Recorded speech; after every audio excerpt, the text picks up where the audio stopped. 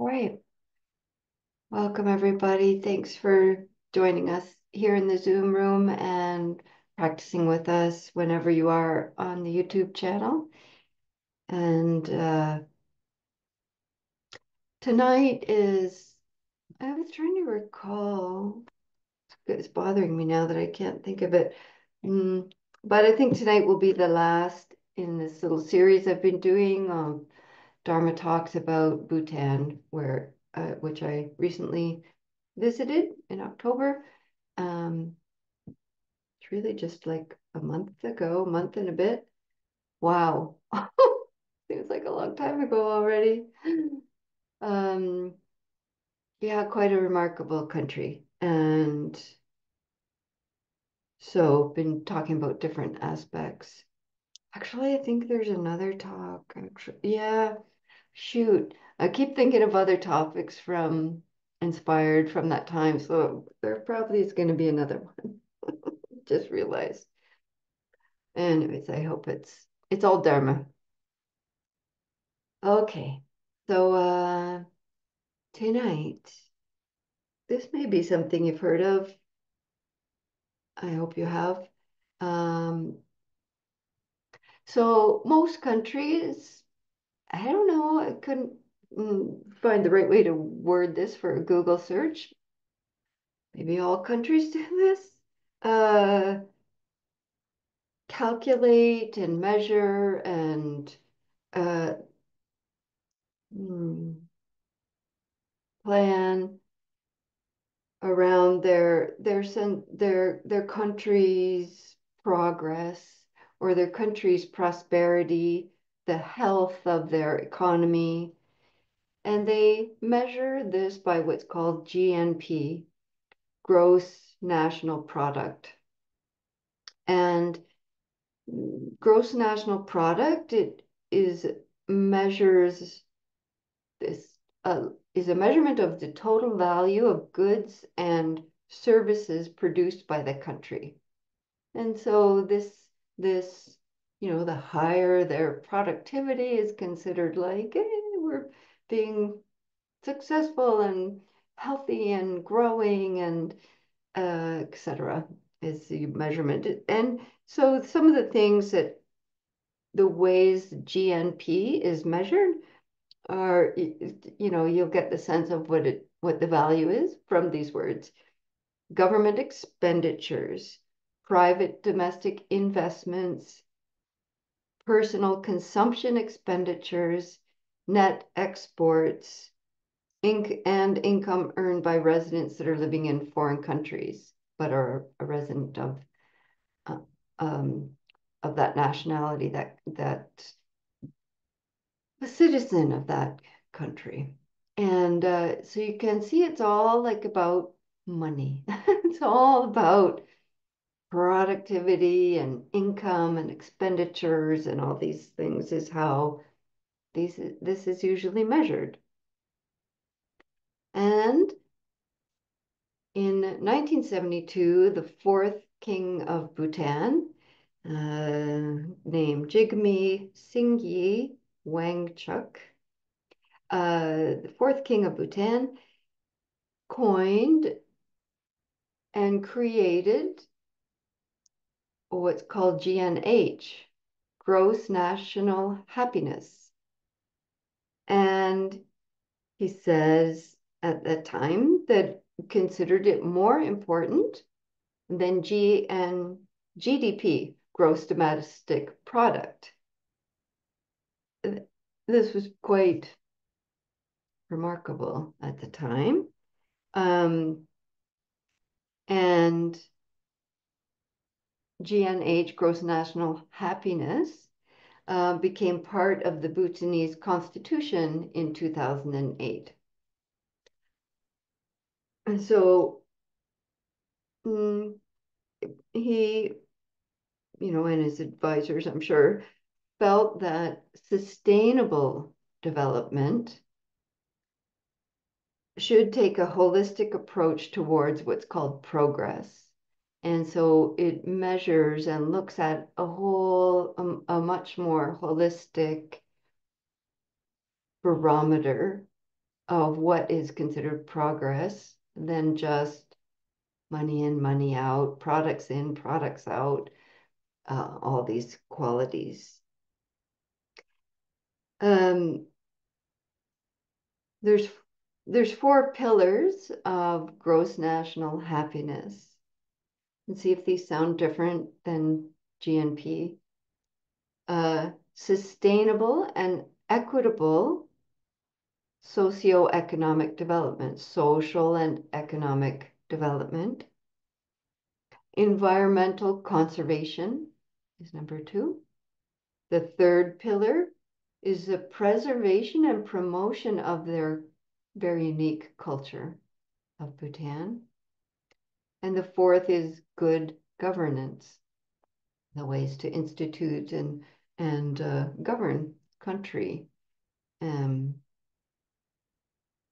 and it's much more than I could possibly understand or go into, but underneath these four pillars, there's 9 domains and 38 sub-indexes, 72 indicators, and 151 variables. So it's quite a complex. It's not just like an idealistic little, oh, these are nice ideas. It's very measurable. So they do these nationwide surveys. The first one was done in 2008 when this began. And uh, apparently that first survey took hours per person. Um, they would go around surveying people, and it was so comprehensive, it took hours for one person. Uh, they've since mm, remedied that and condensed it.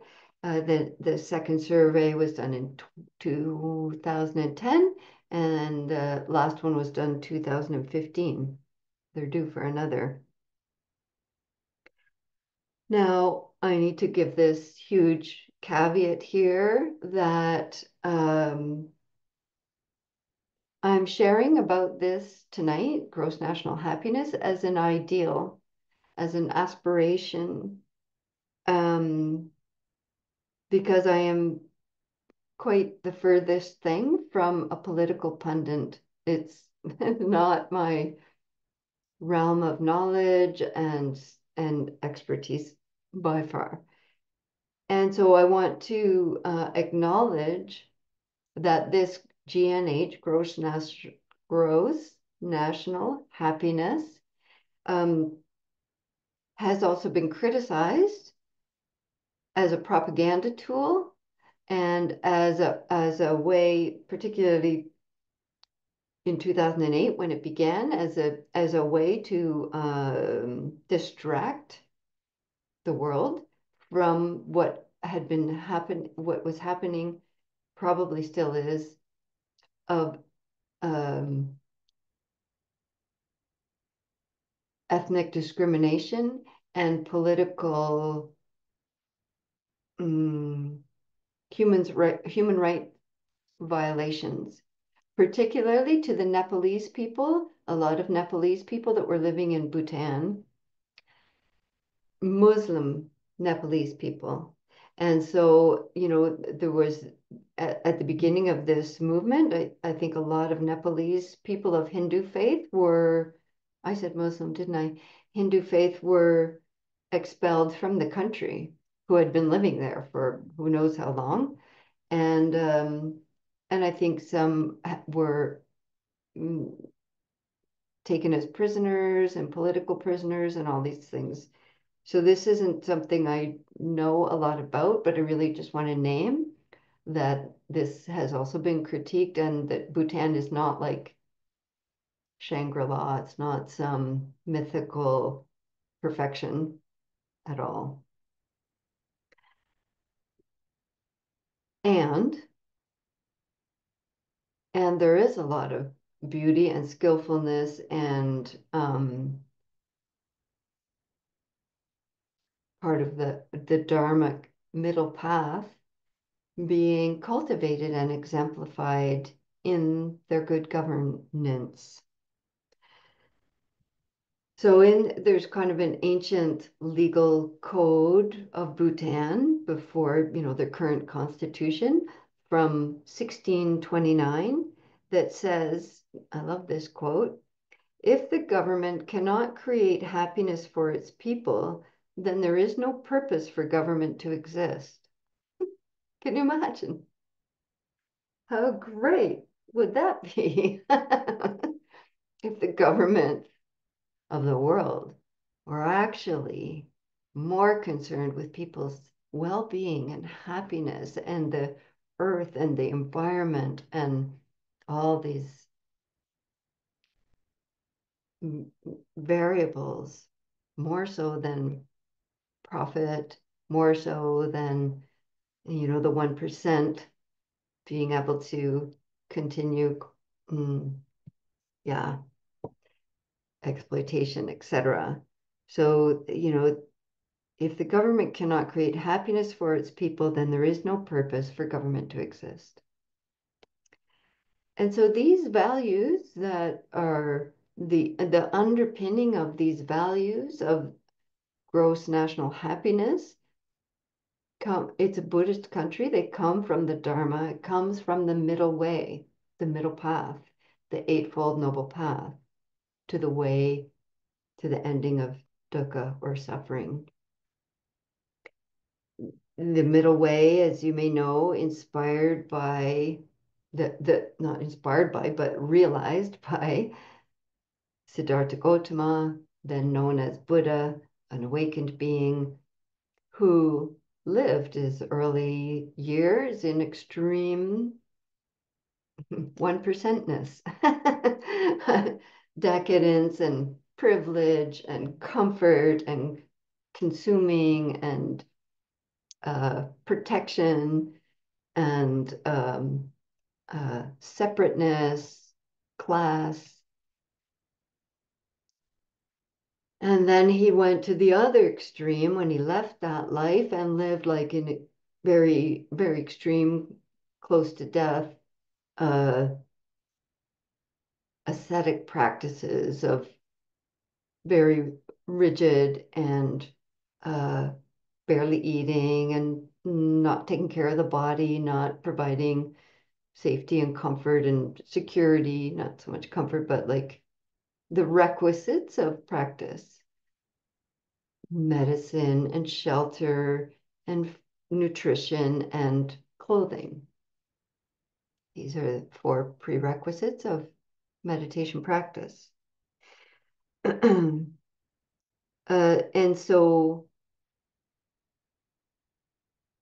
these 2 extremes, the Buddha realized neither of these extremes was conducive to awakening and came to the middle path, the middle way. And so this underpinning of the middle way is very much in the is so infused through Bhutan and other Buddhist countries. It's just in everything. But I think in particular with these aspirations, these ideals of putting gross national happiness at the forefront of in their constitution, which then creates all the laws and all that is enacted from that government. So for instance, as part of this, just one small part of it, in Bhutan, 72% of the land is forest and quite a diverse kinds of forest and healthy forest, not a, yeah, a healthy forest. And it is part of the constitutional law that at least, I read different figures, but it's at least 60% of the country is to remain covered by trees. Oh, Oh my goodness, that's so big. That's so important because then this creates the conditions whereby Bhutan is the first and I believe the only carbon negative nation, not just carbon neutral, carbon negative, because there's so much forest that whatever industries and human productions are creating carbon into the environment, the trees are absorbing that and neutralizing it. And actually, the country is carbon negative, and they use a lot of hydropower, which they export to India, etc. And why it's so rare and such a privilege, I I really acknowledge my privilege in being able to go to Bhutan at all. Um, Part of that is that any tourists, you have to get a visa, you have to go with a tour guide. They're quite protective, wisely. Um, pay Every tourist pays what's called a sustainable development fee, which is 200 US dollars a day on top of everything else. That's amazing because then that money is used to continue this whole gross national happiness and to as our tour guides often told us, this really provides a free education and healthcare and all these things. Tourism is the second industry, I think, after hydroelectric power in the country, even though it's really not very many people go, but they keep the cost high so it's not just like everyone's flying there and consuming and driving and building hotels and all this stuff, which would not be conducive to this big picture. um it's so interesting. I'm so used to teaching 7:30 to 8:30 that I have to recall make sure I don't go for like an hour and a half. um So it's 7:30. Yeah, we're gonna go 7 till 8. I have to just make note. I just realized that as I glanced at the clock. Yeah. So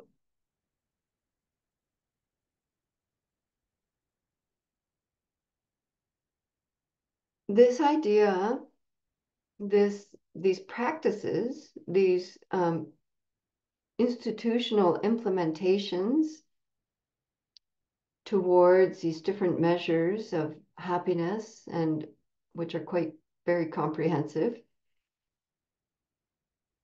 touches touches into a fundamental practice in the Dharma, in this practice of awakening, the practice of loving kindness, Metta Bhavana, which which begins with, may I be happy, may you be happy, may all beings be happy, may even those beings that I find challenging and uncomfortable and maybe even dislike, may they be happy. And yeah, I remember when I started that practice moons ago, uh, just the mind, judging mind, always critical mind, not always, predominantly critical mind, um, would be like, what is happiness anyways? And we can't all be happy and can't be happy all the time. What does it mean? I just get all thinky think about it, about may I be happy, may you be happy. And it's amusing to me now to just recall those states. And it's just all beings want to be happy. And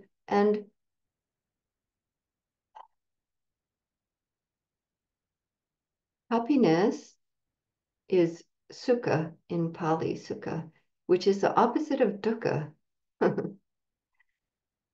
Sukha, we could say it's not liberation, but it's the opposite of suffering. And all beings want this. We might disagree with other beings and how they go about it, and we think we know a better way to be happy, but fundamentally, all children, all babies, all little beings, they just want to be safe, loved, protected, well, peaceful, happy.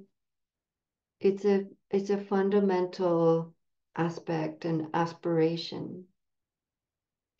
And I mentioned Bhutan's ancient legal code from the 1600s, and in that it stresses that their laws must promote happiness for all sentient beings, not just humans, all sentient beings. So this includes all the animals, all the conscious life forms. And you can see this if you visit a Buddhist country. All the dogs everywhere and the cats and the cows and there there's a great interdependence, interliving with all these life forms. Um, they're not like the cow. There's the cows just roam freely all day. They go home at night because they know that's where food's going to be or shelter or whatever, But here's some people that didn't get the message about our changing time. Uh, yeah, so they know, yeah, all these animals are included in this aspect of well-being. And just wanted to say welcome to some folks that are just coming in, and just to let folks know the time has changed to 7 o'clock. So it said that in the invite and stuff, and so that's why you're kind of just missing the little Dharmat here. We were just talking about Bhutan's gross national happiness, that the government is part of the constitution rather than uh, just gross national productivity. Yeah. And so I think that's, I'm sorry for folks that just came in, but I think that's all about that tonight. And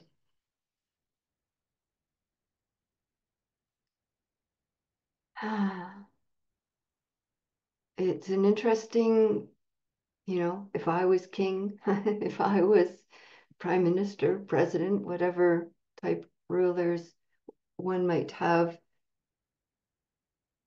what values would I want to bring to the whole country and care for all the beings? And how could we, really build that into all the layers? And I think it's a beautiful aspiration and acknowledging, there's a shadow aspect to Bhutan as well. So it's not just it's an ongoing, and it's inspired many other countries have since adopted their own variations of this, or it's part of the UN and etc. Now there's National Day of Happiness that kind of came from this root and all this stuff. So it's a growing movement and a beautiful, inspiring, hopeful possibility.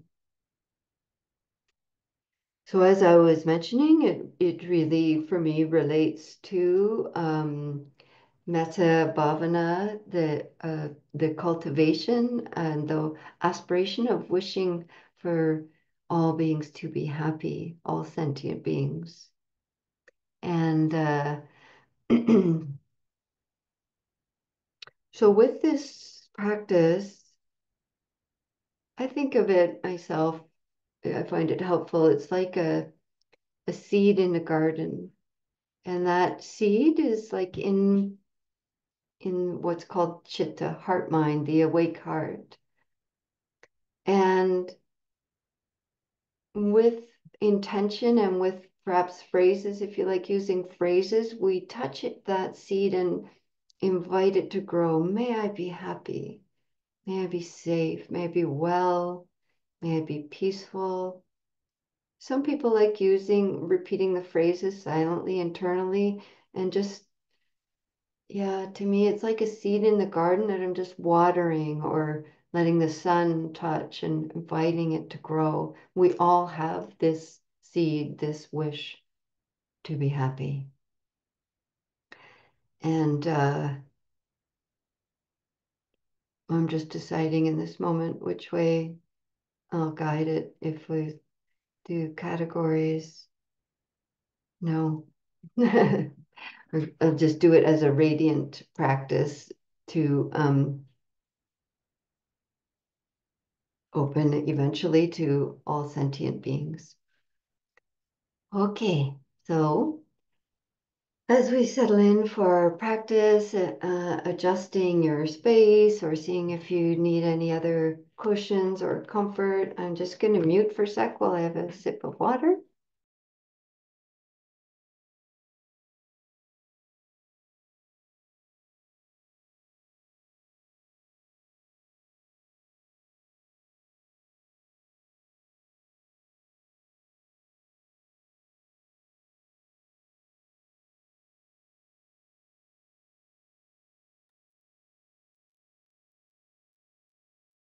Mm.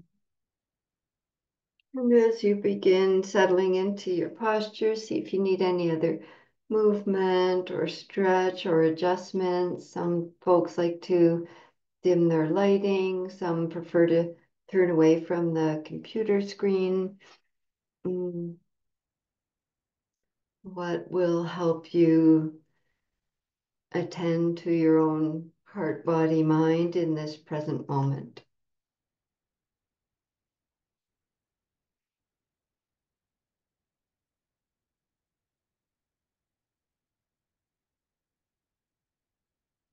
Seeing if any sighing breaths might be helpful.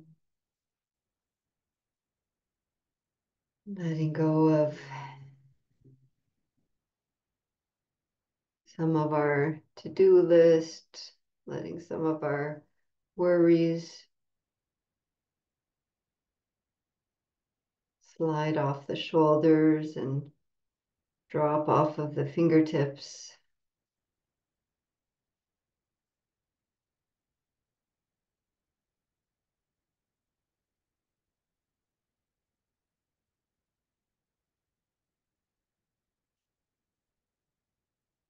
Feeling this invitation to rest back into the support of your spine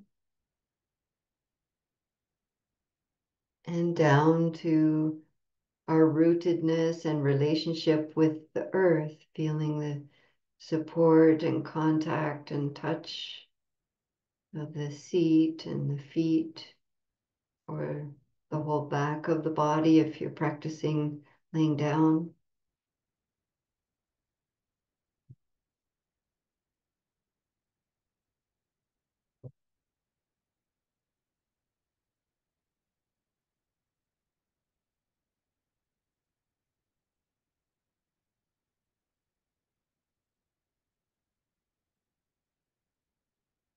And then recalling and bringing into heartful awareness your values, your ethics, what's called sila in the practice, and feel how this way you cultivate and intend to be in the world, feel this as a strength, as a support in your uprightness. our 5 lay values, our values as lay practitioners, which means non-monastic, are undertaking the training to refrain from causing harm or taking life.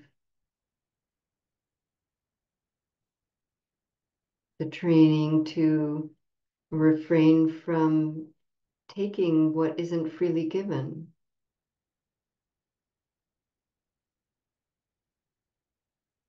To refrain from causing harm through harsh or false speech.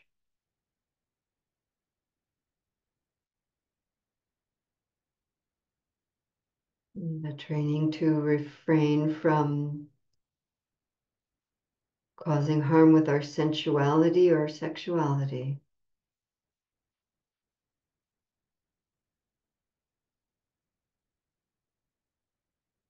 And lastly, the training to refrain from heedlessness caused by intoxicants. So see if there's other values that guide and support and give you this sense of uprightness, this strong back.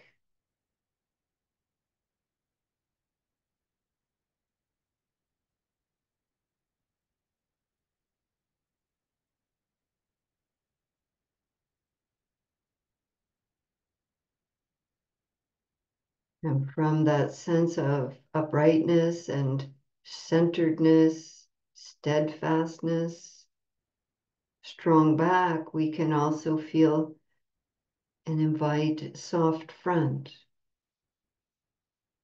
softening the activated inner belly, softening around pain and fear and contraction in the heart center, softening tension and reactivity in the muscles of the face, shoulders, hands.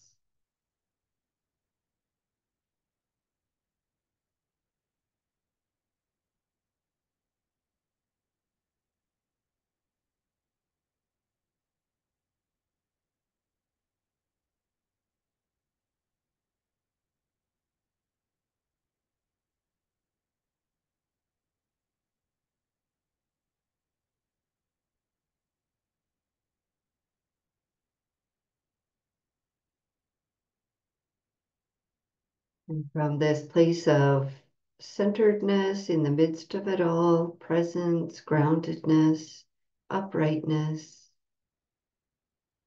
we invite awareness to brighten the heart center. Just let awareness rest in the area of the center of the chest. And if it's helpful to you, you might picture that little seed there. That seed that holds our aspiration, our wish to be happy.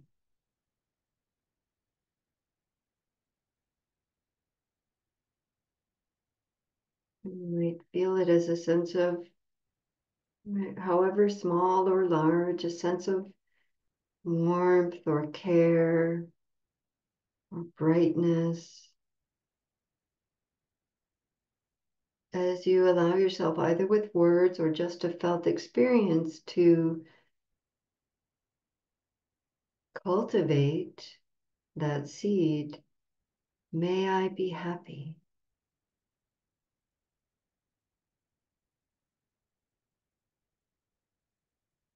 May I be safe and protected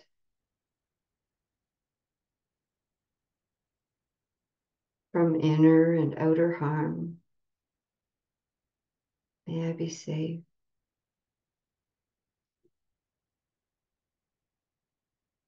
May I be well in body and mind.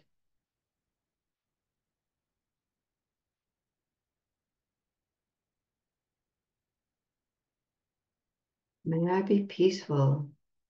May I be free of dukkha.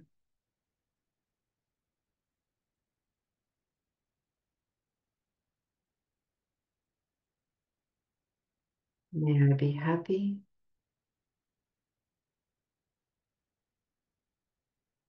May I be safe.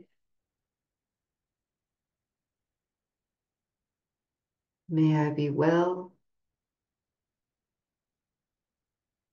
May I be peaceful.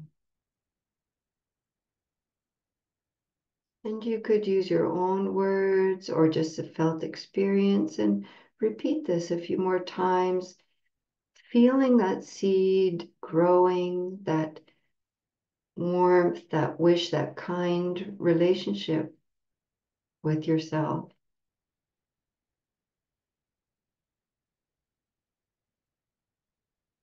Perhaps expanding into every cell of your being.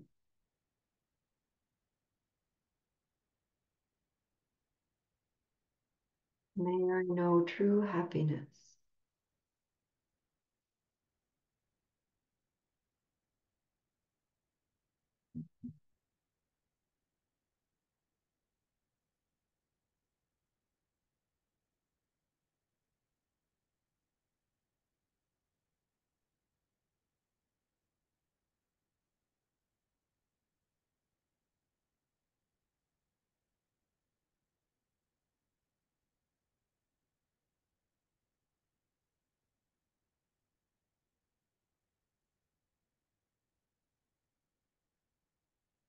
Feeling this like a pebble of our deepest heart's intention dropping into the center of a still pond and rippling out in all directions. Allow this sense of friendliness, kindness, benevolence to extend to any other beings in your space. There may be animal companions or other humans, other beings.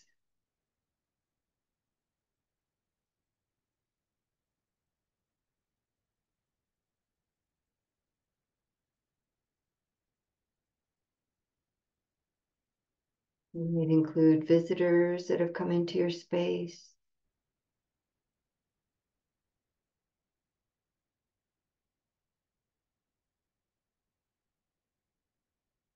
And knowing that all these beings also wish to be happy. So just allowing that sense of warmth, generous kindness to continue expanding. May you be happy. May you be safe. May you be well. May you be peaceful. Imagine your entire space that you're in filled with that metta, that all beings who pass through this space or reside in this space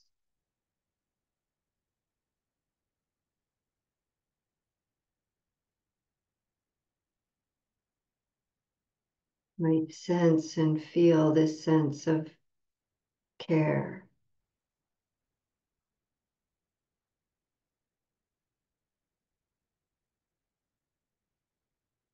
And even if the mind starts to come in with commentary of, yes, but not them, not that person, or just let those thoughts arise and pass. Let them just flow through and continue. May you be happy. May you be safe. May you be well. May you be peaceful. It's a cultivation, and whatever feelings and thoughts and othering arise are fine. They can just be known, passing through, And we continue to grow this wish, this aspiration. So you can just stay with this metta with self or in your space. Or if you like, let that ripple continue expanding beyond these walls, beyond this space that you're in. So perhaps into including an awareness of neighbors or those that are passing by, walking by, driving by. Just this little wider radius.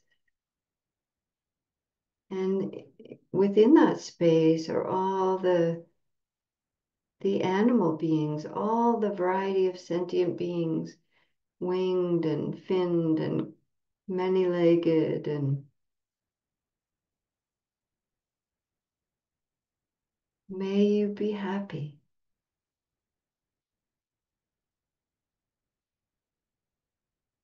May you be safe.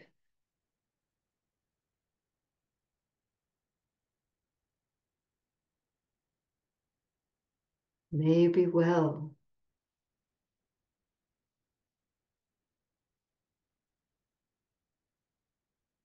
May you be peaceful.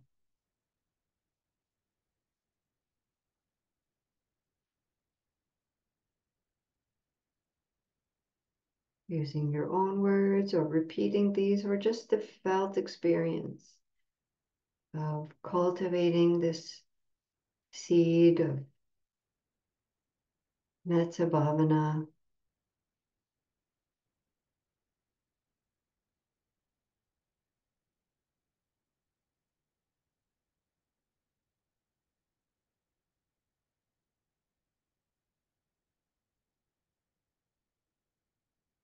If it starts to create too much thinking or mm, wandering mind, you can just bring it back into your own heart center.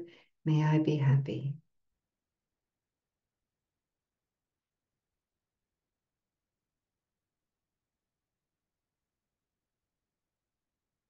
And if you choose, you could continue this rippling all directions, above and below, side to side, front and behind, and all the directions in between. As wide as you choose, as feels helpful, across borders and boundaries, across water and mountains,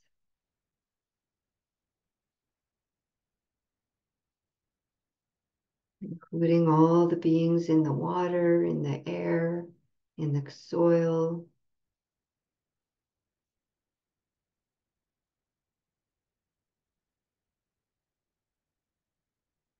All sentient beings, excluding none.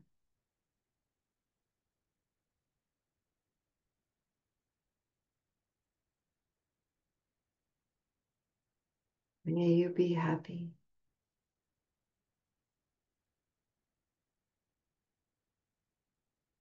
May you be safe and protected.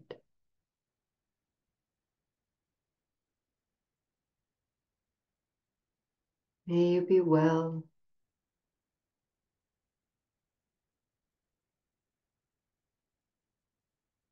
May you be peaceful.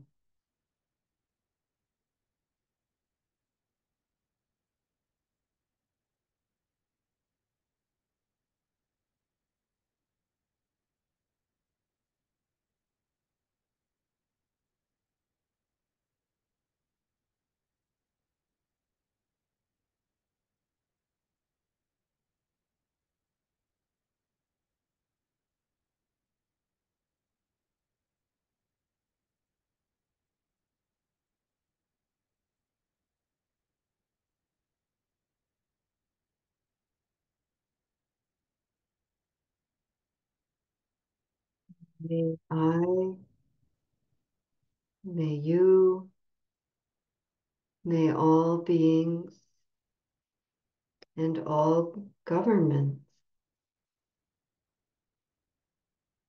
live and act for the care and cultivation of each other and all beings.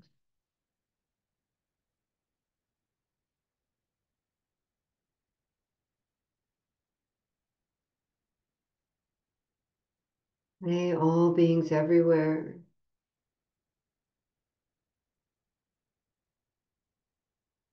be supported and provided with the means of to be safe and protected, and to have health care and wellness and support and community, and have the means and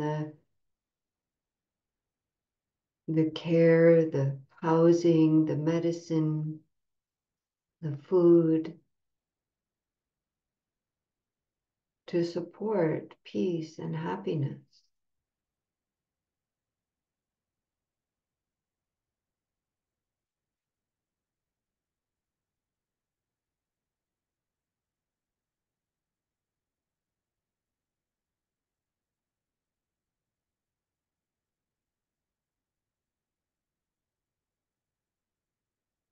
Feel this ripple flowing back into your heart, that you are also receiving, cultivating, and caring for yourself and being cared for by others.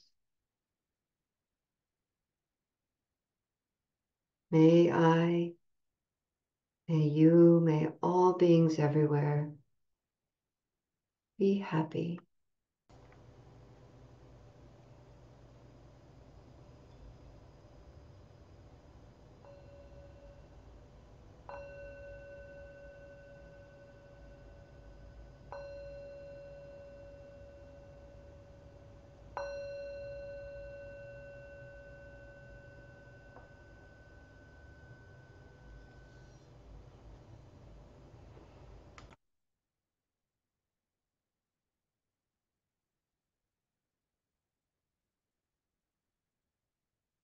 Mm.